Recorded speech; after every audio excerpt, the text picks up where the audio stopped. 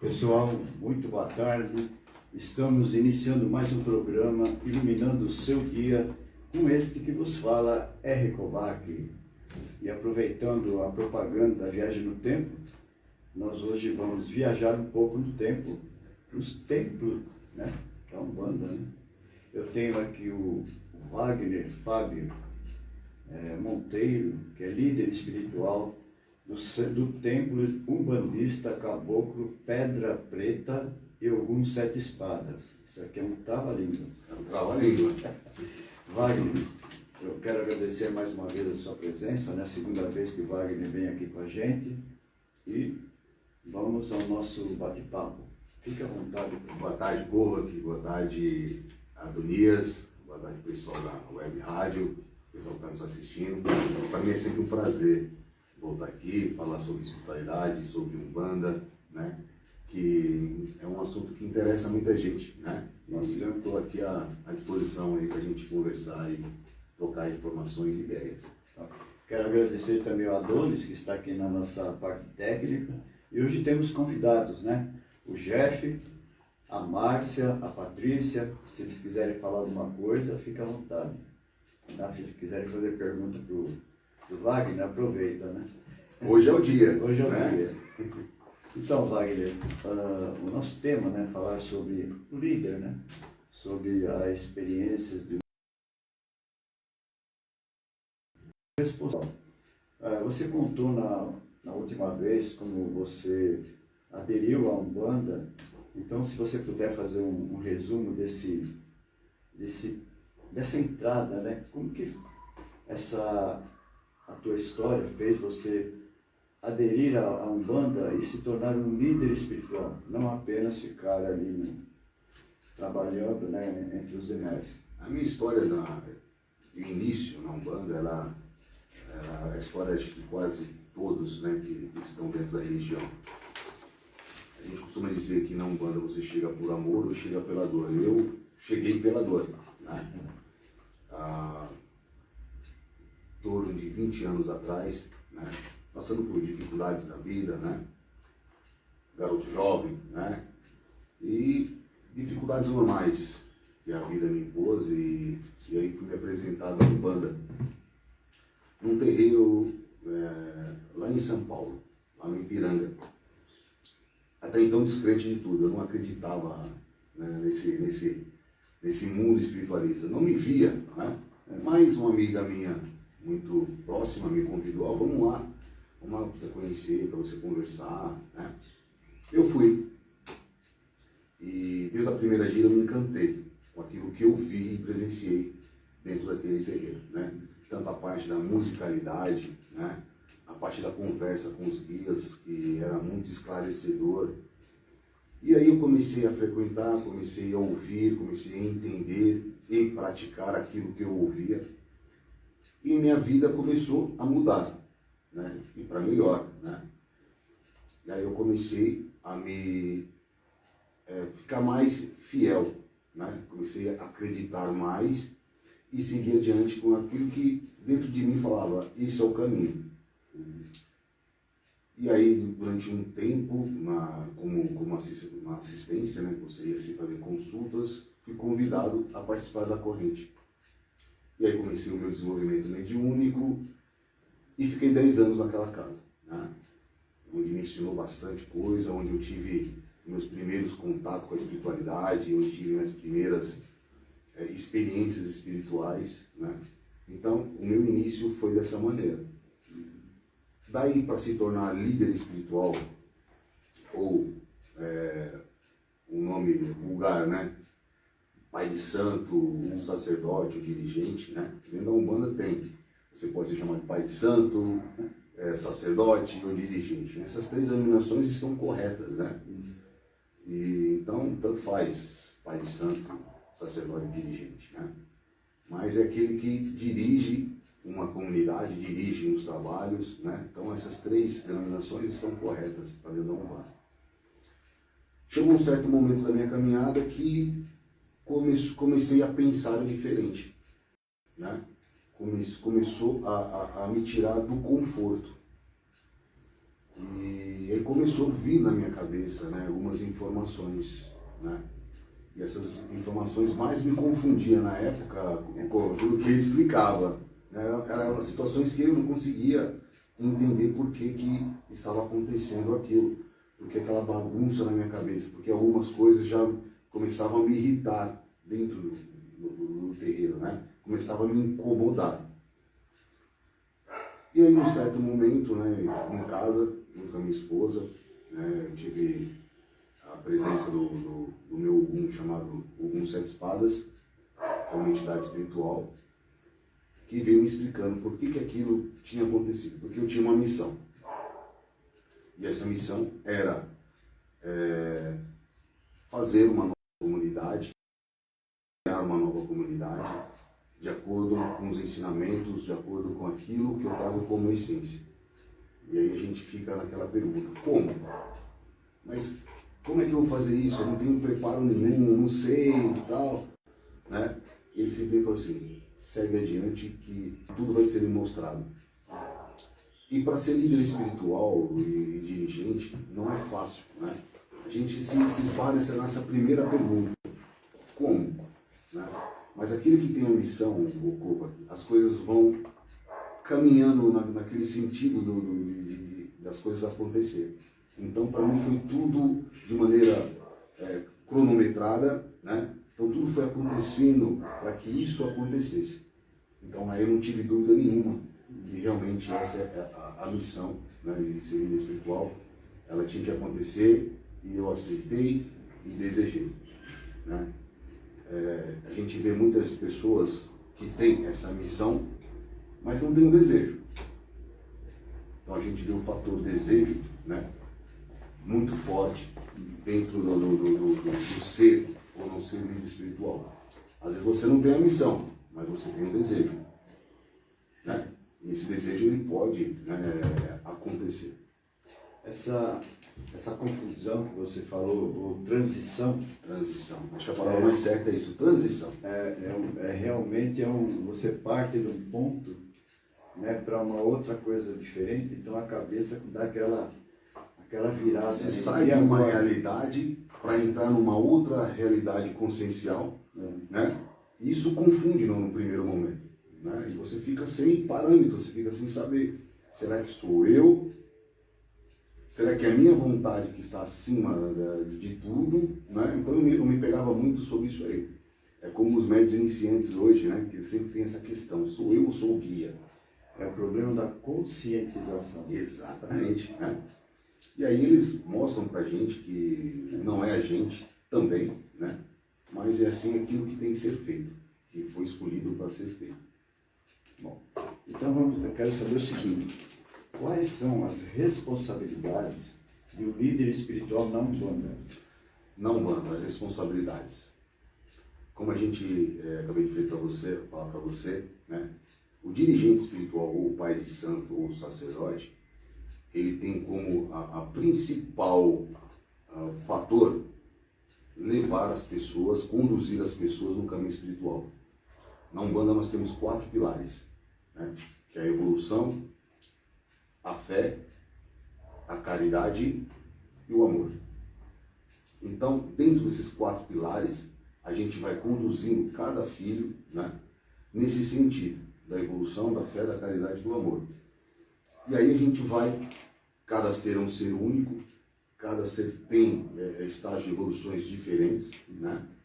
E a gente vai ajudando eles a se encontrarem, né?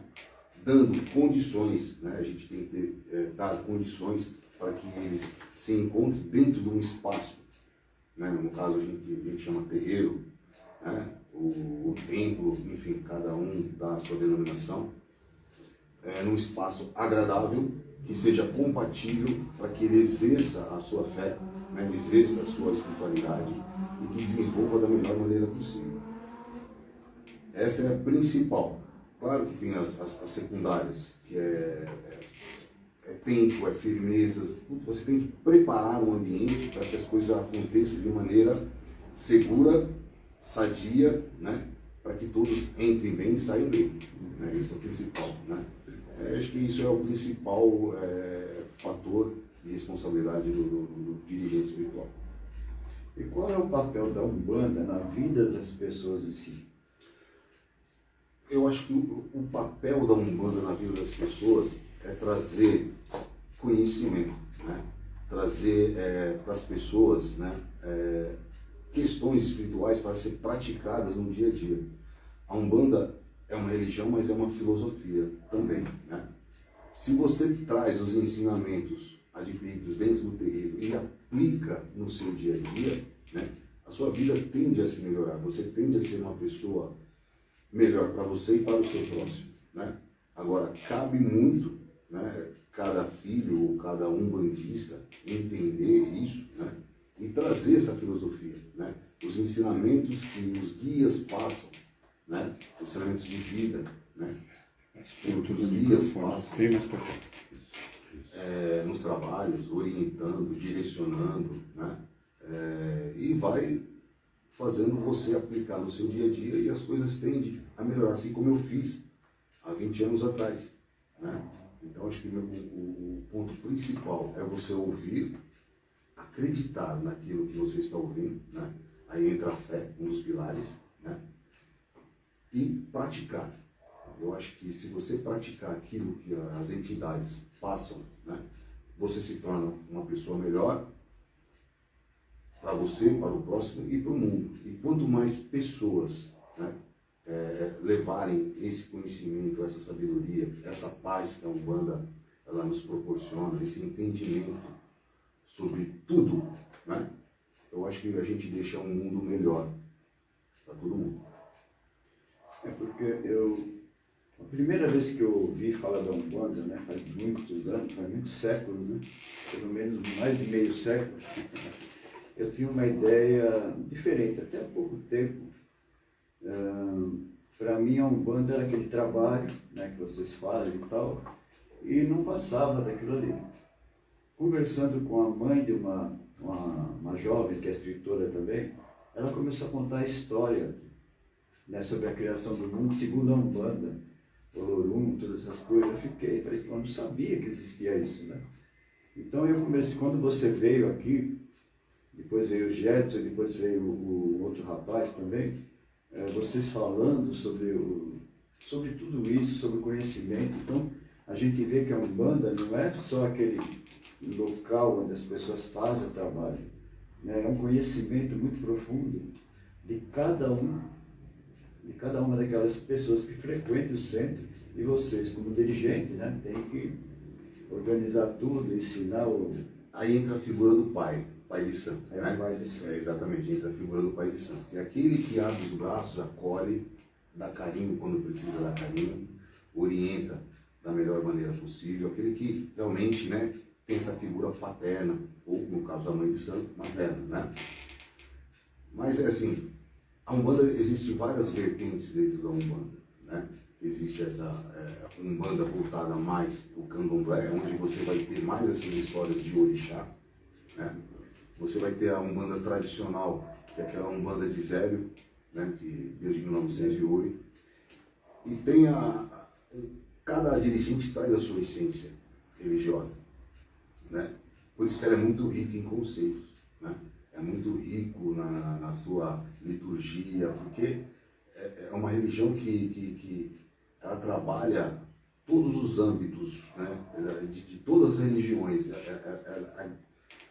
através do sincretismo e até das entidades, que você tem entidades aí que é do Oriente, você tem entidades que são africanas, você tem entidades que são europeias, você tem entidades que são brasileiras, né, de origens brasileiras, através dos caboclos.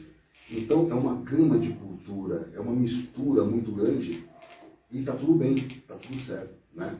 Dependendo da sua vertente de Umbanda, você vai ter uma vertente mais voltada para a raiz africana, que essas histórias dos orixás, as lendas, né, que seguem mais esse culto, né, e outras mais magísticas e outras mais tradicionais, né? Então a minha Umbanda, qual que é? Uma mistura de tudo isso aí. Porque eclética. Eclética. Por quê?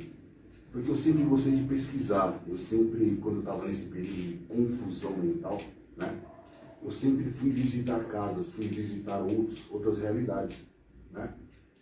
E dentro dessas realidades eu me simpatizei com várias delas. Por isso que não existe qualquer umbanda certa, qualquer umbanda... Não existe umbanda certa, existe aquela umbanda que você pratica. Eu tenho assim... Sente bem, né? Sente bem que você se conecta com aquela energia naquele momento. Porque nós somos energia, né? E às vezes você vai num templo de umbanda, né, que tem uma vertente, e você não se adapta, aquela energia não bate com a sua. Você vai no outro templo de umbanda que tem uma outra vertente, uma outra irradiação, você se adapta, né? Então, ou seja, a energia é compatível. E quando essa energia é compatível, é o casamento perfeito. Seria uma corrente de energia. Né? Exatamente. Você faz parte daquela Exatamente. corrente. Tudo vai te ajudando. Né? Tudo vai ajudando e as coisas vão fluindo da melhor maneira possível. Agora uma perguntinha meio cabeluda. Cabeluda? Todo lugar tem as pessoas que trabalham normalmente, né? Sentem bem e tudo. Mas sempre tem alguém que começa a trazer algum probleminha, fazer um fuxico. Como que você lida com isso? Fala de alguém?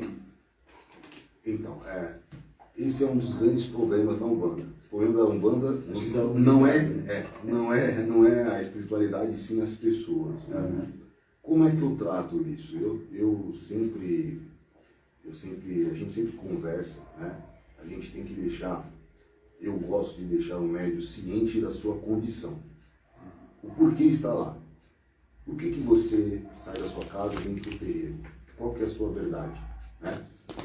Qual que é o seu objetivo? Qual o objetivo do seu guia sair do plano espiritual e vir trabalhar? Então, quando você deixa o médium consciente da sua missão, consciente daquilo que ele tem que fazer, ele vai errar se ele quiser. É claro, onde há pessoas vai haver problemas, né? Ciúmes. Sempre tem ciúmes, sempre tem aquele mais carente, né? Na verdade, não tem segredo. O segredo é conversar, explicar para eles, né, que naquele ambiente, naquela comunidade, né, e como comunidade a gente tem que viver bem, né? E esse viver bem implica em várias coisas, né? Então, começou com fofoca, começou com posturas que não adequadas, cabe o dirigente entender o porquê daquilo e corrigir. É porque é uma pessoa que está engatinhando, vamos dizer assim. Exatamente, né? E tem aquelas pessoas que entendem e tem aquelas pessoas que não entendem, né? No início da minha jornada, porque eu fiz vários cursos de sacerdote e na verdade, é muito bom para agregar, mas o curso de sacerdote não prepara você para ser sacerdote. Hoje em dia, a gente tem bastante cursos na Umbanda, né? Ele vai ajudar em certos aspectos, né? Mas essa tratativa do dia a dia no terreiro não vai lhe ajudar, isso você vai aprender na prática, né? E é sempre como eu falo, então muitas coisas a gente aprende apanhando, o dirigente vai aprender apanhando. Para quê? Para quando chegar no momento certo da sua caminhada, né, ele vai ver uma situação acontecendo, ele já sabe o que aquilo ali vai acontecer, o que aquilo ali vai se transformar. Então você já age antes, você fala, ó, essa novela eu já conheço, eu sei qual que é o próximo capítulo dessa novela. Então você tem que chegar, convidar a pessoa, né, mostrar para ela que esse não é o melhor caminho, pelo menos não naquele ambiente, não naquela verdade, ou não naquele terreiro, né? Ou ela se enquadra dentro da filosofia, né, que são esses 4 pilares, ou ela tem que seguir o caminho dela em um outro lugar que ela se adapta melhor. Vamos ver os ouvintes? Vamos ver como é que está aí o WhatsApp. WhatsApp e YouTube. YouTube. Né? Da Web Rádio ABC, WRA YouTube. Isso. E assim, já quero dizer aqui que desde o outro programa, isso aqui está se repetindo da mesma forma, né? Legal, Pela bacana. interatividade aqui, que o Wagner é um dos recordistas aqui em audiência na rádio, né? E isso significa que o trabalho dele tem credibilidade, né? É sério. E a gente só pode dar os parabéns para Obrigado. você, né? E vamos ver aqui, vou começar pelo YouTube. Vamos lá, tem aqui, deixa eu puxar aqui, Alice Carlota, dando boa tarde, a Tegnomia, eu acho que é assim que se fala, Périx Pereira, Bruno Figueiredo, Simone Lima, Ibuki, Vera Caldas, Larissa Andrade, Vanessa App, deve ser Aparecida, Juan Dias, Juliana Frighieri, Anderson Cândido, Bibi Moura, Daniele Jardim, Sônia Maquia, Sandra Passarelli, e a Larissa Andrade colocou: qual é a maior dificuldade que o senhor encontra em conduzir um terreiro? Ana Kubitza, também dando boa tarde. Deixa eu ver o que mais aqui. Ana Paula Dias, Marco Aurélio Lima, Emerson Boiadeiro, Rosa Maria. Vou até anotar aqui que eu parei na Rosa Maria, depois a gente volta aqui. Para responder. Isso. Você quer já responder essa pergunta da Larissa Andrade? E depois eu dou continuidade na interatividade aqui, tá? Ela perguntou qual é a maior dificuldade que o senhor encontra em conduzir um terreiro. Aí depois você joga de volta e eu continuo falando aqui. Como eu falei, a maior dificuldade de um dirigente espiritual em dirigir, estar à frente dos trabalhos, são as pessoas. É você conseguir mostrar para as pessoas, né, o caminho que ela tem que seguir. Né? Tem pessoas mais resistentes, menos resistentes. Eu já tive muito mais problemas no início, porque eu não era um cara experiente, né? Não tinha experiência para conduzir, né, essa diversidade a um objetivo comum, né? Que é a evolução. Né? E como que isso melhorou? Através dos cursos de desenvolvimento. Quando você aceita dentro da sua casa, porque todo mundo que quer adentrar a Umbanda, né, ele vai chegar no Pai de Santo: eu quero fazer a caridade, eu quero ajudar. Agora, esse conceito caridade e ajuda, às vezes na mente dele é deturpado. A caridade que ele quer fazer, na verdade, não é caridade, né? E essa ajuda é da maneira que ele acha que tem que ser, não da maneira que deveria ser. Então eu tive muitos problemas no início da minha jornada como dirigente, né, em poder observar isso e trabalhar isso nas pessoas. Como é que eu mudei essa realidade? Hoje nós somos em 55 médiuns lá no nosso templo, né? 80% deles foram formados por mim. Quando você pega médiuns que já vêm de uma realidade já conturbada, de uma religião meio praticada, meio conturbada, para não falar outra coisa, né? E para você mudar isso, para você transformar, mudar as pessoas, é difícil.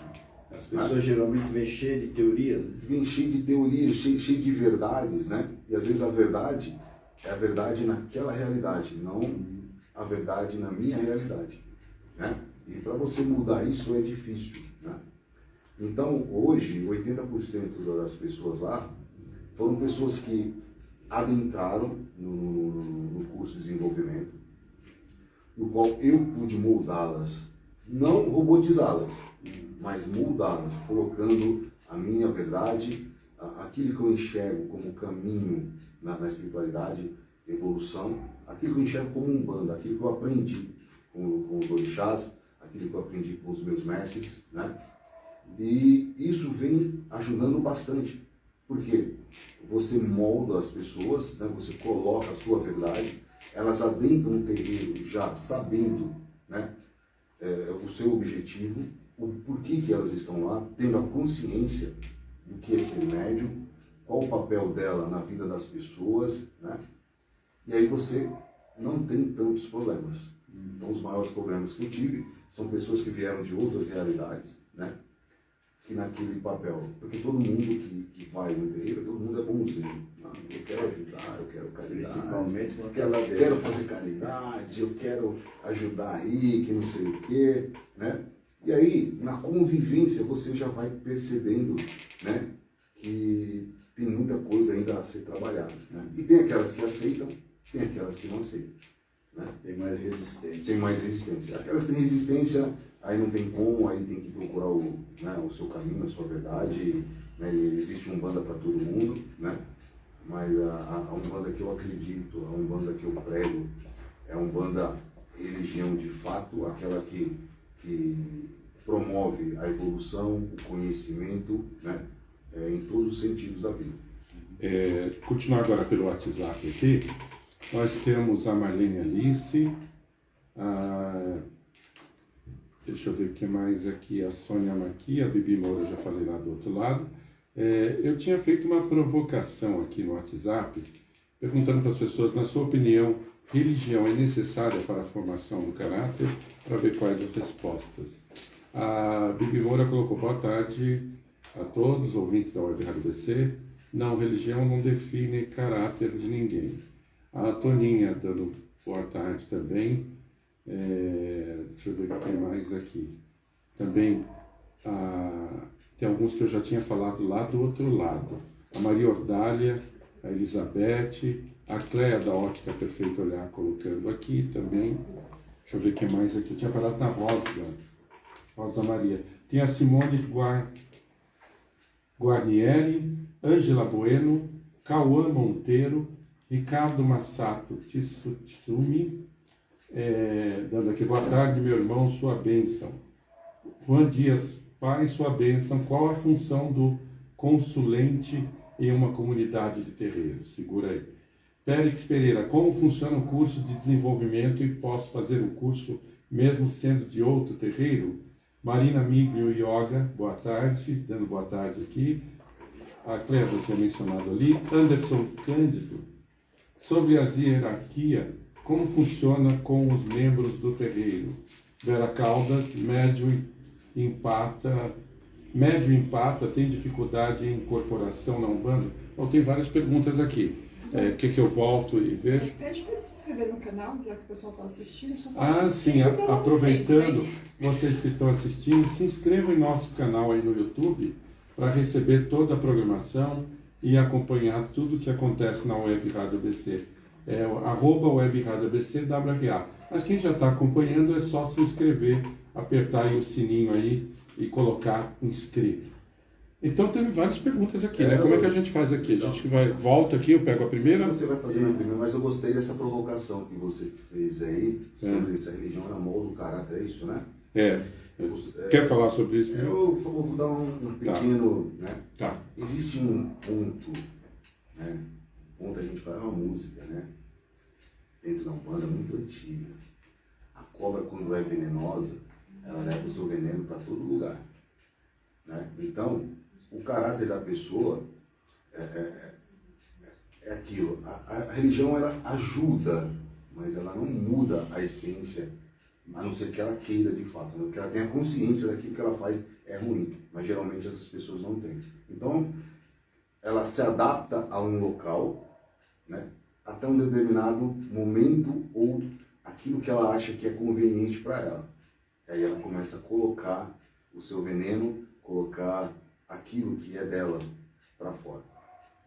Deu para entender? Ou... Sim, deu com certeza.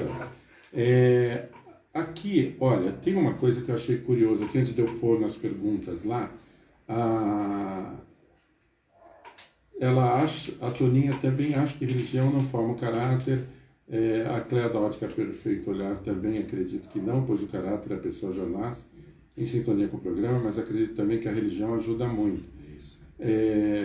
A Sandra Passarelli colocou uma coisa aqui que eu vou jogar para você, que é bem interessante, que eu também tive essa fase. Respeito a Umbanda, porém tenho medo. Então, acho que essa colocação da Sandra Passarelli é bem oportuna, que eu acho que muita gente compartilha disso, né? O interessante é entender, né? O porquê que eu tenho medo. Essa é a grande questão. Por que eu tenho medo? Eu tenho medo porque aquilo que eu vi realmente me impressionou, eu tenho medo do desconhecido, eu tenho medo da espiritualidade. O porquê que eu tenho medo, né?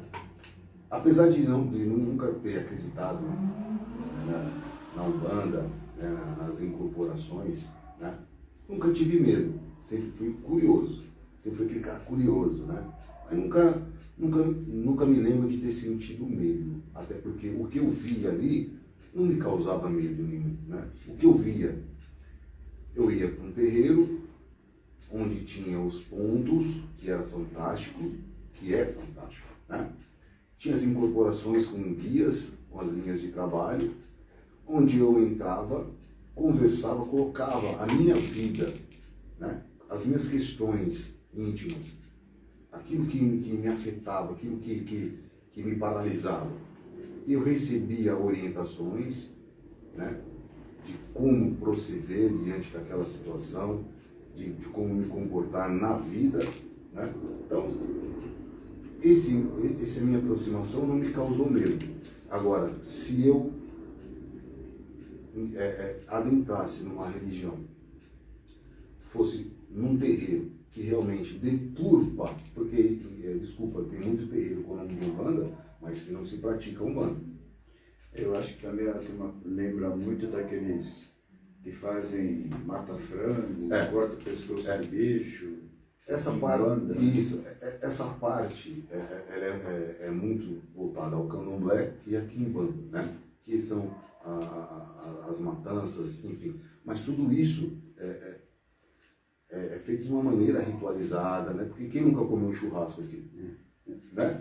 Quem nunca comeu um frango matado no Peixe. Um peixe, né? Então, agora, existe a ritualidade e existe a profanação, né? E o que a gente vê muito na esquina, por exemplo, né?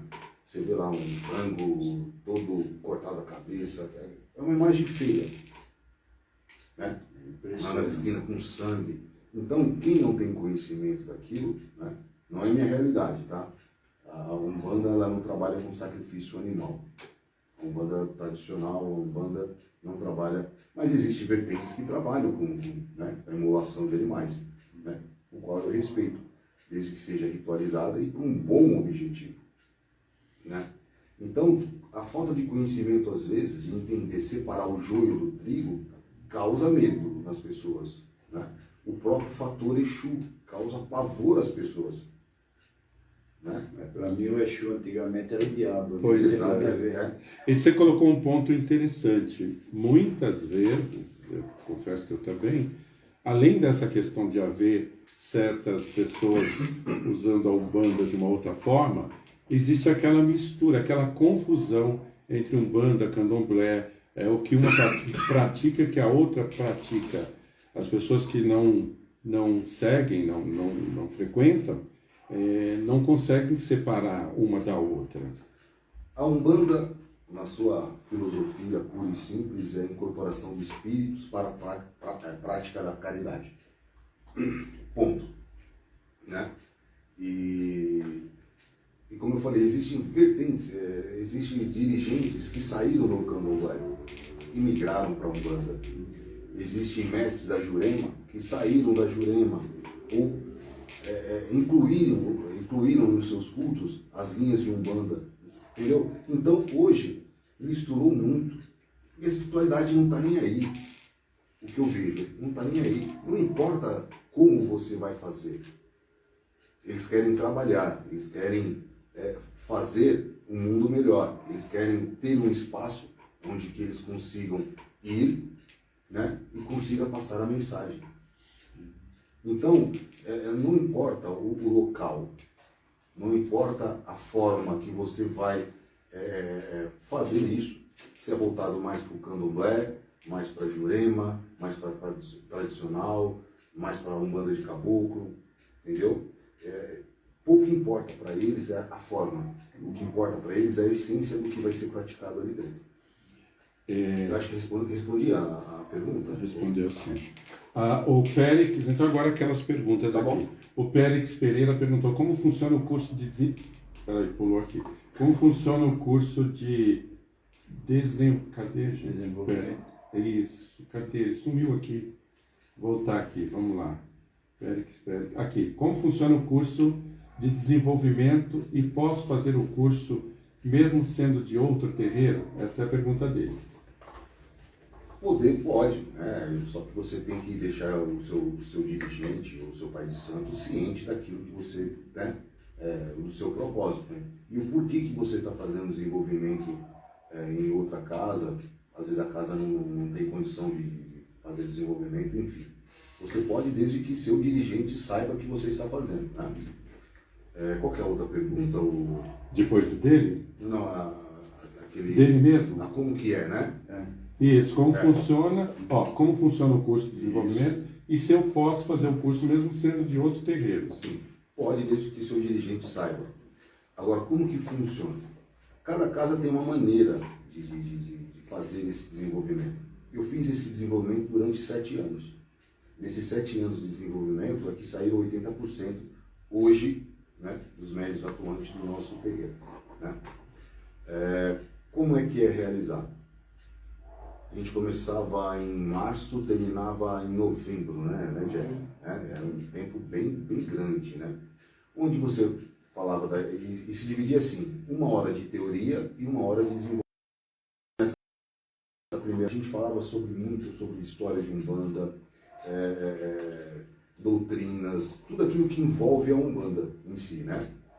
Experiências, troca de experiências, e a segunda hora era a prática mediúnica, onde a gente criava uma situação, né? Deixava o templo numa situação propícia para que eles pudessem ter esse primeiro contato com a espiritualidade. E aí no final, todos já conseguiam incorporar, né?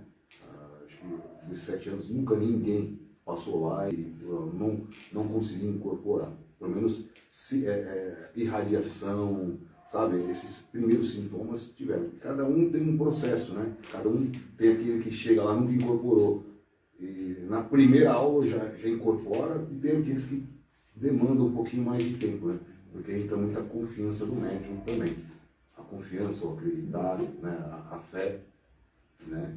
Então, mas todos eles conseguiram, nos seus níveis, a incorporação durante esse ano. Esse ano que eu não abri desenvolvimento. Por quê? A gente começou com atendimento de quarta-feira também, porque eu fazia desenvolvimento às quartas-feiras, né? Como aumentou muito a quantidade de médiuns lá, graças a Deus, né?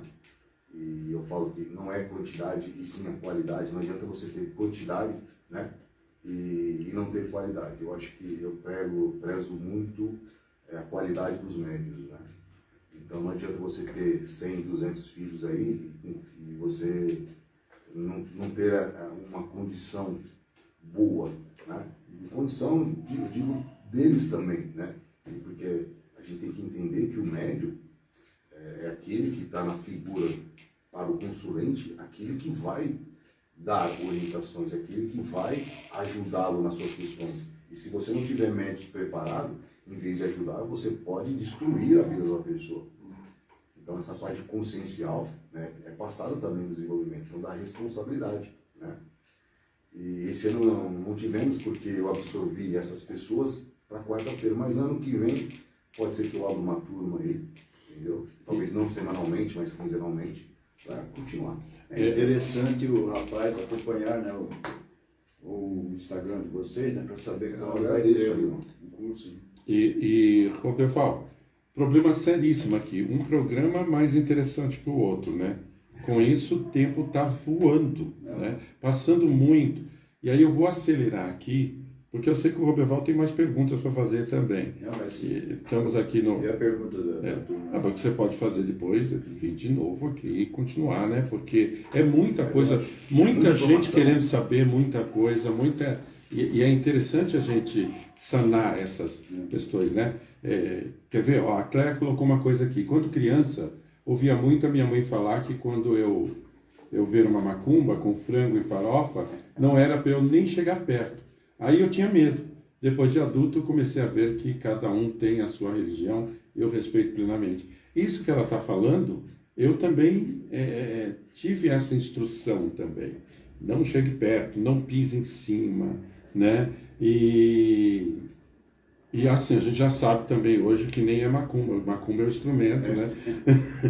Mas na época era dessa forma que se falava, né? Hoje, pejorativamente, é macumba. Eu não trabalho na esquina, né?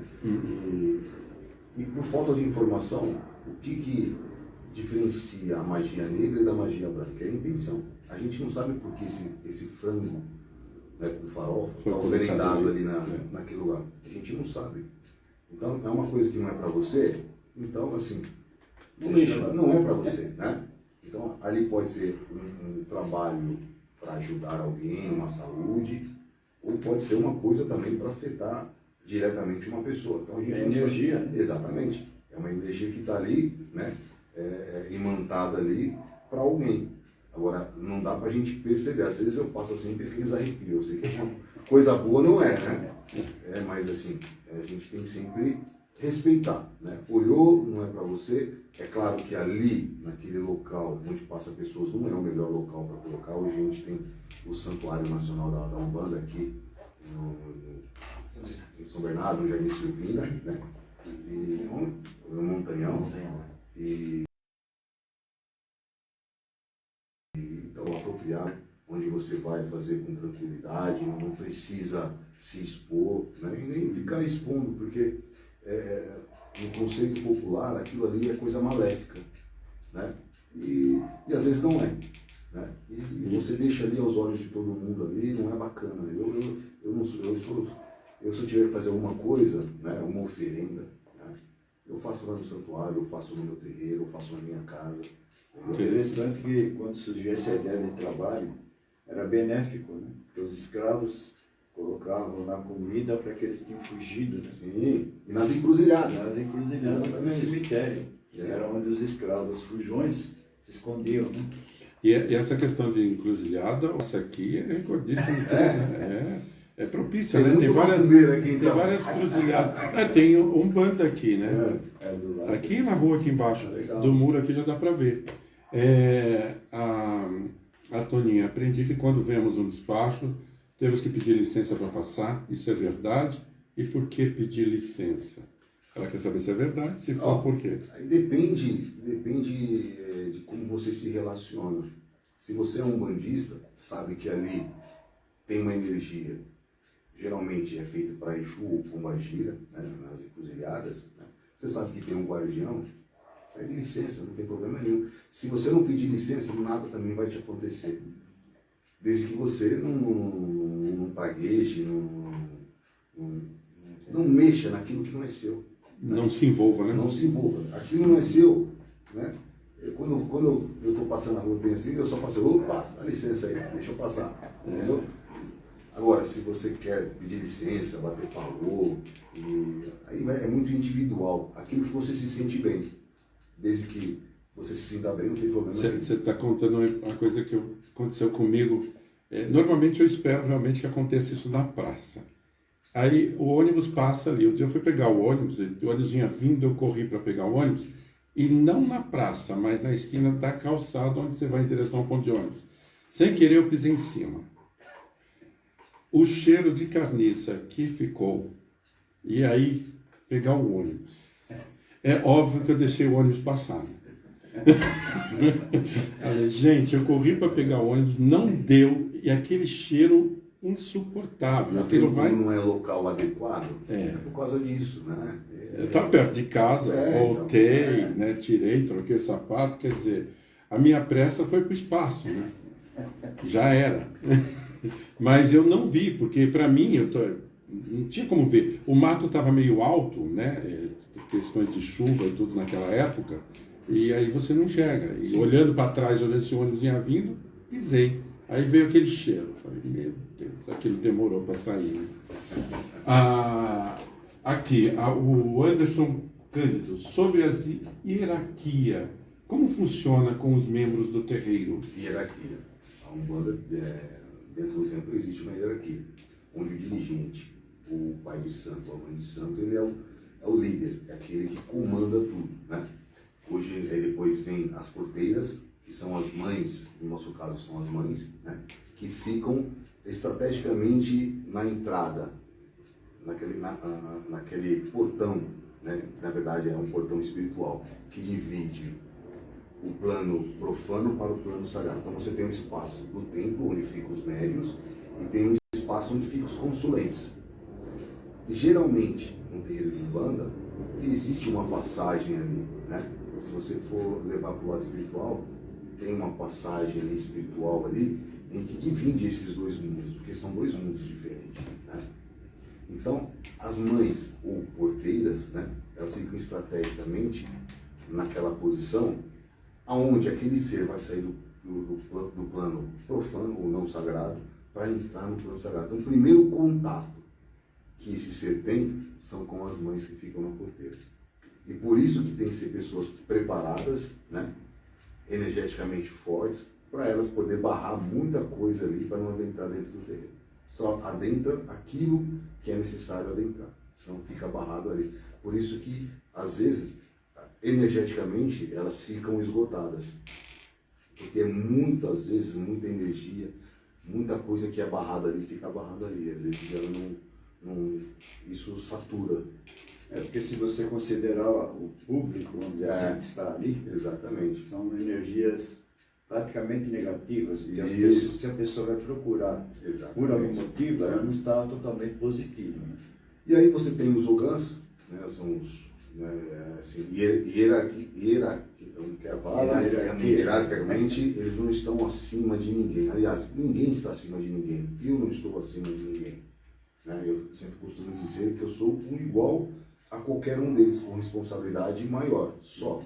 Né? Se eu recebo um caboclo, se eu recebo um Exu, ele também recebe um caboclo. Qual que é a diferença? A diferença está só na responsabilidade. Né? Então eu, Wagner, não me coloco numa condição de superior a ninguém. Eu sou apenas mais um que tem uma responsabilidade maior. E depois tem os médiuns da casa.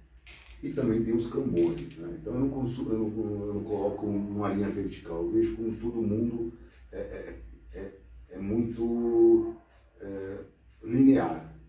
Todo mundo é muito importante para as engrenagens do trabalho funcionarem da melhor maneira possível. A Vera Caldas colocou médium, não sei se é isso mesmo ou é digitação, mas você vai me dizer se é ou não. Médium empata, tem dificuldades em incorporação na Umbanda. Tem isso, médium empata? Empata, eu nunca ouvi falar. Deve ser a digitação. Não tem nenhum nome parecido? Eu lembro, não. Médium empata, tem dificuldade em incorporação na Umbanda. Explica melhor, Vera, pra gente, né? Porque não está dando para entender bem a pergunta. O que é esse empata aí, né? Eu achei que talvez fosse algum nome parecido. Às vezes o corretor mais atrapalha do que ajuda. A Sandra Passarelli, por que se oferece comidas cifarres e bebidas para os espíritos, o que chamam de despacho ou macumba? Bom, a pergunta de modo geral é por que se oferece comidas e bebidas para os espíritos e o que chamam de despacho ou macumba? Macumba já falou que é o instrumento. Isso, mas vamos lá, comidas e bebidas e até fumos, né, dentro dos trabalhos. Os nossos guias são energias, né? Eles são energias. E eles usam os elementos, né, para o trabalho. Por exemplo, nós temos aí o Exu. O Exu, com a capacidade dele de trabalhar com essa energia negativa, absorver, né, ele se dá muito bem com bebidas alcoólicas.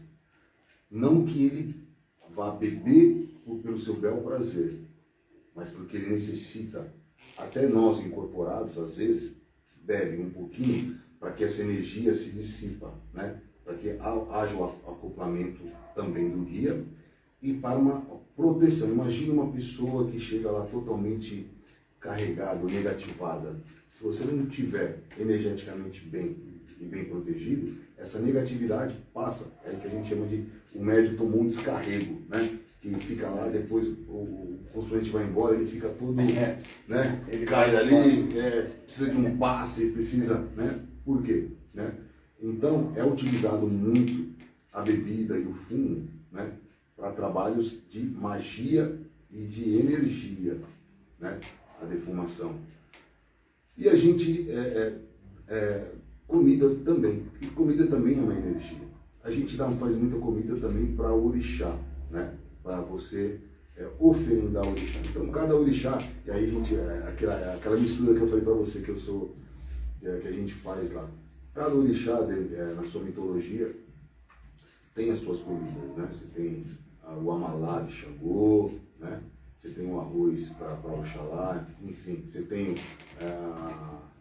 como chama lá da Bahia lá, a acarajé para Yansan, né? Então são tudo comidas já, né? Que já tem uma energia propícia para aquele orixá. Então a gente às vezes oferece essa comida, essa energia, né? Para agradecer, para pedir, para que eles façam uma intervenção numa situação que a gente precisa de ajuda. Então tudo é no sentido de transmutação energética daquilo para aquilo que eu estou necessitando naquele momento. Esse é o sentido da oferenda, é você transformar uma coisa, usar aquela energia, né, com aquilo que eu estou emanando conscientemente, aquilo que eu preciso. Imagine você manipulando um arroz cozido aqui, para Oxalá, né? Você está cantando, rezando para Oxalá, né? E está pedindo. Aquela oferenda, ela está envolta, ela está magnetizada com aquilo que você está pedindo. E quando eu ofereço a Oxalá, por exemplo, né? Aquela energia, ela vai ser transformada, vai subir e vai ser transformada aquilo que eu estou pedindo ao meu favor, caso eu esteja merecimento para que isso aconteça. Não é que eu vou fazer uma oferenda e a minha vida vai mudar, não. É por isso que eu falo da Umbanda racional e responsável. Umbanda racional e responsável. Não adianta você achar que tudo na sua vida vai simplesmente pedir, vou fazer uma oferenda, as coisas vão acontecer. Ajuda, mas quem vai fazer acontecer na sua vida é você. É porque eu vejo assim no trabalho, esse trabalho, né, do candomblé, da Umbanda, quando tem aquela alimentação, né, comida, bebida, muita gente confunde, acha que o espírito vai comer aquilo, tem gente que faz piada, né? Sim. Mas o espírito vem comer isso. O problema não é a alimentação em si, é a energia que você disse daquele alimento. Então o espírito vai receber a energia que está ali, ele não vai beber a pinga, mas cada matéria tem uma constituição energética diferente da outra. Exatamente. Então nós temos aqui dentro a mesa tem um tipo de energia, o ferro tem outra, e a alimentação é igual. A água tem outra. A água tem outra. Então, o espírito é óbvio que ele não vai lá comer uma coisa material e nem beber. Assim, quando a gente leva também flores do túmulo de alguém, né? Ele não vai lá receber as flores. Tem até a piada do japonês. Aceite uma vela, né? Exatamente. O japonês estava no cemitério colocando aquelas travessinhas dele lá em cima do túmulo. Aí o brasileiro, o gozador, ô japonês, quando que seus parentes vêm comer essa comida? O japonês olhou para ele e falou, no mesmo dia que o senhor vem cheirar a flor, né? Por falar em japonês, a Sônia colocou aqui, os japoneses também oferecem comidas nas missas de aniversário e de mortes. Oferece o que as pessoas gostam. A Toninha eu respeito até hoje, sou evangélica, mas peço licença, sim, até porque onde moro sempre tem algum despacho. A Neuza Gonçalves aqui acompanhando também. Aí, a gente já estourou o horário, tem mais 2 perguntas para responder aqui, eu vou passar, e aí depois você encerra, tá? Ela corrigiu aqui, a Vera, o que estava escrito, vamos ver se agora fica bom, deixa eu ver. Ela colocou aqui, deixa eu achar ela de volta aqui, a Vera, a questão do médio lá, é o médio esponja, tem dificuldade em incorporação na Umbanda? Uma coisa não tem nada a ver com a outra, né? O que é o médium esponja? É aquele, o nome já fala, aquele que absorve tudo, tem uma capacidade de absorver energias diversas. É aquele que está no ônibus e vai, imagina um local cheio de pessoas com energias diferentes, e aqui está mais suscetível a receber essa carga negativa ou positiva devido ao ambiente que ele se encontra, né? Uma coisa eu não vejo com a outra, né? A incorporação de fato, ela se dá com a sua confiança, o seu desejo, né? Mais uma vez eu estou falando aqui que o desejo na Umbanda, porque a Umbanda é incorporação, mas essa incorporação ela não é possessão, ela tem que ser desejada. Nossos guias têm que ser convidados, eu tenho que ter uma mente, né, propícia para que eu possa recebê-los, porque eu desejo, eu quero, né? Mas não quero no sentido egoísta, eu desejo ter aquilo, né, incorporar. E tem muita gente que tem essa dificuldade, né, por falta de confiança, e aí a gente vai dando essa confiança, né? E cada um é de um jeito, cada um se manifesta de uma forma, né? E aí é se conversar, dar confiança, né? E deixar que eles caminhem passo a passo, né? Como falo, para uns, em uma semana já está incorporando, né? Em alguns meses já está trabalhando, e outros demora um ano para ter uma incorporação de fato, né? E mais 2, 3 anos para ter condições de atender pessoas, né? Então uma coisa acho que não está ligada à outra, no meu ponto de vista. Vamos lá, vamos ver aqui. O Marco Aurélio colocou: cada médio tem o seu grau de evolução. Como lidar com aquele que está em grau acima dos outros, sem que atrapalhe o seu processo de evolução pessoal e conseguindo deixá-los explorar ao máximo o seu dom? Segura aí a pergunta, eu só vou aqui mencionar os últimos. Ricardo Massato, Bruno Figueiredo, Juan Dias, Ana Paidós, eu acho que é isso, Matheus Leme, é isso aí. Conseguiu assimilar a pergunta? Numa comunidade você tem pessoas, agora precisa entender o que é evolução, né? Médios evoluídos. Evoluídos em quê? Né? Posso dizer mais preparados, né? Vamos dizer assim, mais preparados, né? Então isso cabe ao dirigente. Eu acho que o primeiro fator é liberdade. Então, se você tem um terreiro com essa diversidade de pessoas, você tem que dar liberdade para a pessoa ser, dentro da sua potência, a melhor forma possível. Eu não posso limitar pessoas dentro daquilo que eu acredito, daquilo que eu aprendi. Então, dentro do meu terreiro, eu não limito pessoas. Se ela tem uma potencialidade, o que eu faço é incentivar ela para que essa potencialidade, né, ela se aumente cada vez mais e seja da forma que tem que ser, não da forma que eu quero. Desde que essa forma não agride, né, os nossos pilares e não vai agredir os trabalhos ou as pessoas que estão ali naquele ambiente, né? E as pessoas que estão menos evoluídas, é paciência. Eu acho que o dirigente tem que ter muita paciência, né, muita atenção, porque você tem que dar atenção àqueles que necessitam de atenção.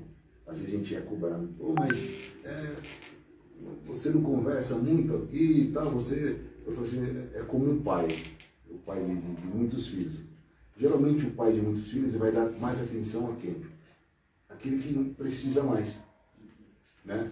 Aquele que você já está andando bem na vida, que já está bem na vida, não que você não goste ou não dê atenção, mas já o instinto é você estar mais próximo daquele que precisa mais de você. Roberval, eu vou passar os últimos comentários e você já vai para o final, porque às 16 horas começa um outro, senão não consegue, tá? A Irenia aqui acompanhando, sobre a pergunta aqui da religião necessária, a Neuza colocou: na minha opinião, é necessário. Ricardo Massato colocou: entre o medo e o respeito, fique com respeito. Com este você olha nos olhos do medo e este passa a respeitá-lo. Capa preta, ele colocou aqui. É isso aí. Alice Carlota: só agradecer a essa elucidação dada por nosso dirigente, nosso pai, pois é como nos sentimos com relação a ele, a responsabilidade e desprendimento com que nos direciona. Eu acho que é Zéfiro aqui dando boa tarde também. Emerson Boiadeiro também, parabéns, meu irmão. E é isso, gente. Infelizmente. Esse Emerson Boiadeiro, né, ele foi meu pai espiritual. Lembra daquela primeira casa que eu falei para você? Né? Foi ele que foi o meu pai espiritual, foi ele que abriu a porta da espiritualidade para mim. Eu tenho muito respeito por ele, meu agradecimento, né? E chega um certo momento da vida que a gente tem que se desprender para a gente criar nossos próprios caminhos, né? Então é muito bacana. Um beijo e um abraço para você, meu irmão Boiadeiro. Com você, meu pessoal. Então, existe um termo que a turma fala em evolução espiritual. E na minha concepção, os espíritos eles estão praticamente no mesmo nível, todos eles são evoluídos. A evolução é do ser humano, sim, né? E compreender, praticar aqueles princípios, né, de onde ele frequenta. Então, acredito que a pergunta dele é nessa direção, né? A evolução da pessoa, sim, e aprender. A evolução em si podemos chamar de níveis de consciência, né? E quando você tem um nível de consciência, você tem um olhar para a vida de uma forma. Você encara as suas dificuldades, os seus desafios de uma forma. Quando você eleva esse nível de consciência, o seu olhar muda, né? Você tem uma outra visão da vida, você tem uma outra forma de lidar com as situações, né? E assim vai. Então eu vejo muito essa parte de evolução como níveis de consciência. Não sei se você níveis de consciência.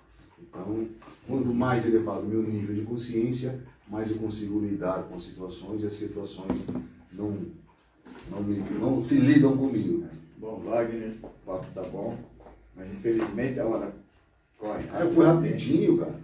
Passa rapidinho. Espero voltar aqui mais vezes para a gente dar continuidade nessas conversas, que é muito bacana. Será bem-vindo. Então eu quero que você faça suas considerações finais, agradecendo, né, a sua presença mais uma vez. Olha, eu agradeço a Web Rádio, agradeço a todo mundo aqui que fez parte hoje da nossa entrevista, agradeço ao pessoal de casa aí que está acompanhando, né?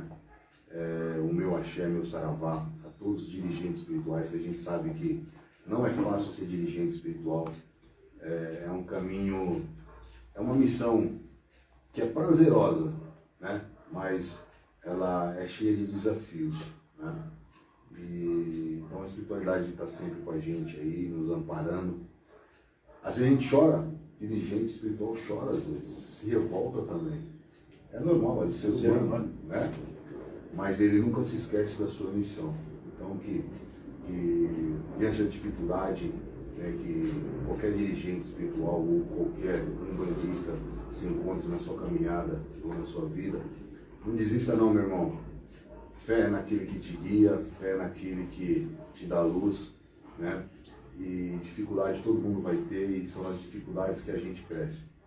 Foi nas dificuldades que eu cresci como ser humano. Foi nas dificuldades que eu aprendi as maiores lições da minha vida, né?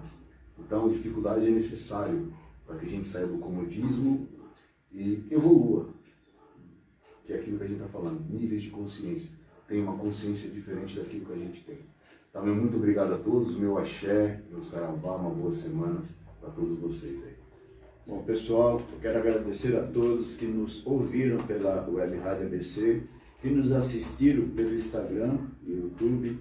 Agradeço aqui ao Donizete, que nos auxiliando na parte técnica, a Kátia, ao Jeff, a Márcia e a esposa, né? Patrícia, dona A Patrícia, esposa aqui do Wagner. Obrigado a todos vocês.